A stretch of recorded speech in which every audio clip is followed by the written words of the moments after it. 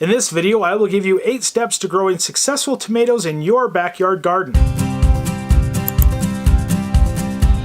Hello and welcome to another lifeonourhomestead.com gardening video. My name is John, and if this is your first time here and you want to learn how to grow a successful garden, start now by subscribing and clicking the bell icon so you don't miss anything. Out of all the vegetables in the garden, the tomato is the most versatile and sought after to produce.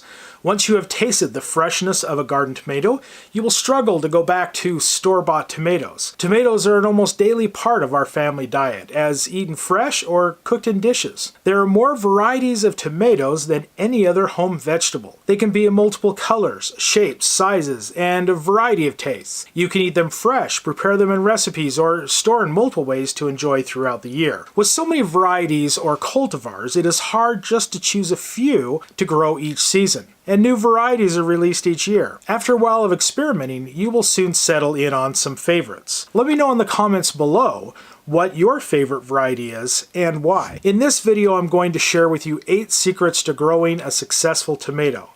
Tomatoes are resilient and fairly easy to grow with some success.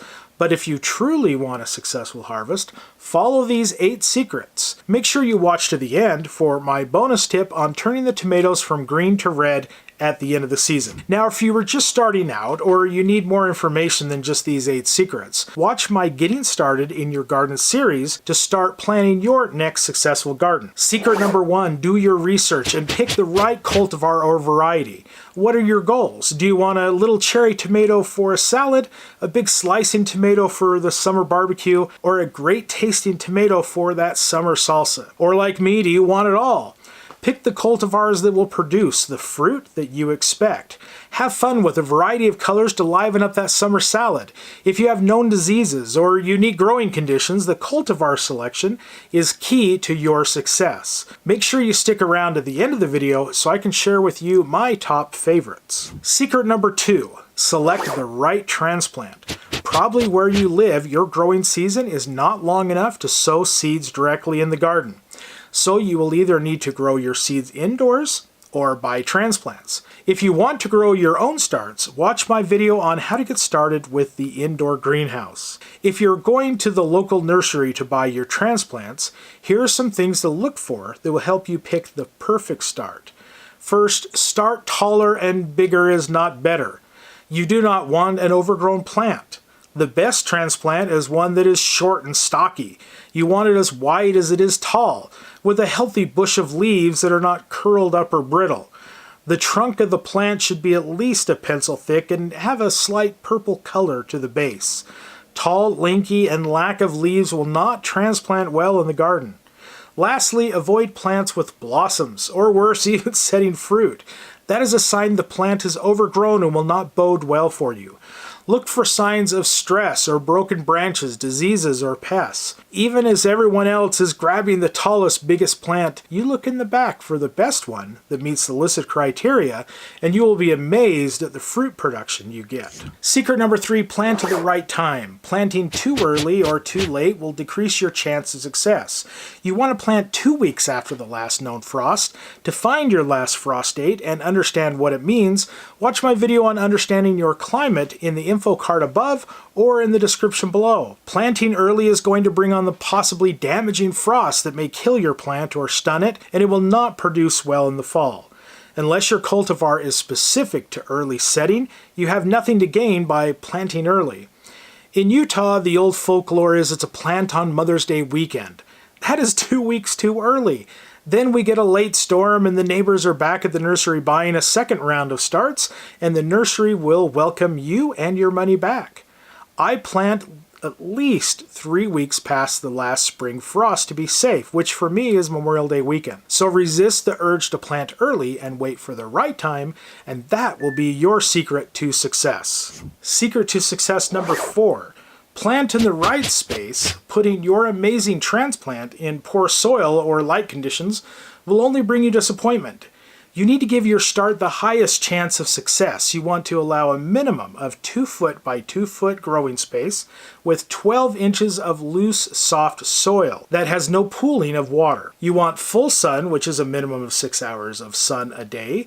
When you do transplant, bury the start right up to the first set of the leaves. This will produce a strong plant and the stalk of the plant will grow new roots. Putting your plant in the right space will give it the optimal conditions for success. Secret to success number 5, make life easy for your plant. Transplanting will be a difficult transition. There are some key steps you can take to ensure a successful move. First, harden off your plant. Your plant is coming from a nice, well-regulated environment to the perils of outdoors. Over the course of several days, slowly acclimate your plants to the new environment. On the first day, put them out in the middle of the day in the shade for a few hours. On day 2, increase the time with more sun, preferably the morning soft sun over the afternoon heat.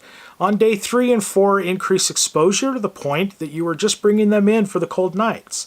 Watch the weather forecast. If a late storm is coming, hold off on planting for better days. When you do transplant, make sure your plant is not root bound. That is where the roots are circling around the base of the pot.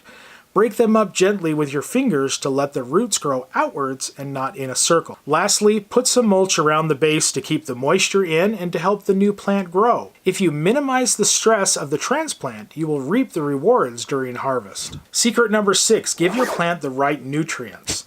Tomato plants are nutrient hungry. You will want to give them plenty of food to grow up big and strong. But be careful, you can give them too much nutrients or the wrong kind, and your success will be diminished. Normally, plants will get nutrients through compost. Your compost should make up 20 to 25% of your soil and no more. Compost tends to be high in salt. Excessive compost can hurt your plants. So stay at the 20% ratio in your soil. Next, give your plants some fertilizer. You want to use time release to give even steady release of the nutrients through the growing season. I prefer the Osmocote brand, and I'll have it linked in the description below. Lastly, side dress your fertilizer. Putting it away from the plant a little bit will encourage those roots to spread out seeking the nutrients. Giving the right fertilizer will be your key to success. Secret number 7, give them support from day 1. Tomato plants will reward you with a bountiful harvest if they have support to grow and fruit on. Weak or collapsing support will only result in broken vines and wasted potential.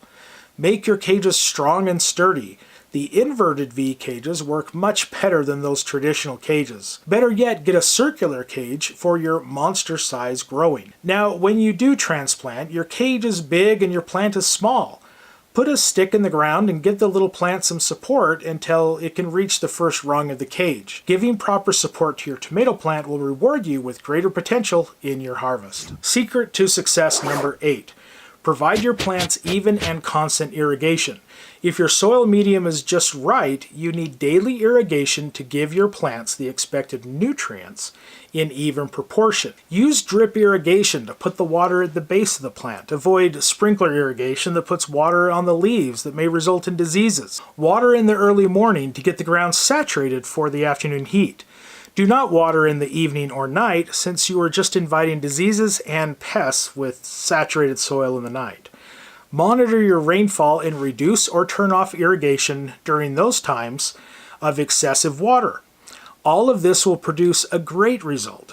But with the tomatoes especially, they are very susceptible to what's called Blossom End Rot. This is the rotting of the base of the fruit. This comes from infrequent watering or excessive watering. Follow the tips I just mentioned and you can minimize Blossom End Rot. So there you have your 8 secrets to success. Follow these guidelines and you'll be amazed at how the tomato plants will reward you with success. Now, I promised a bonus tip at the end. When the days are getting shorter and your first frost is coming, you may have many fruit that has not ripened yet and sitting green on the vine. A few weeks before the frost, dial back the water gradually and start stressing the plant. They see this stress as a sign to stop growing new fruit and leaves and ripen the fruit already on the vine. Now, it won't bring in all of your fruit in time, but you will get much more than the final frost. Lastly, here are my favorite tomatoes. By far the best cherry tomato is the Sunsugar. These are so good they rarely make it into the house. Our kids eat them right off the vine, and the ones that they can't reach, I eat. You'll be amazed at the perfect taste. For canning, I like the Celebrity. It produces a great medium and a predictable fruit that works best for canning. For my summer BLT or barbecue, I like the Big Boy Slicing Tomato. Lastly, for fun, look at something like the Chocolate Cherry Tomato. It works great in summer salads or salsa. If you want to learn more about how to grow a successful garden, start now by subscribing and clicking the bell icon so you don't miss anything. Thank you so much for watching. Now go enjoy your garden, and I'll see you next time.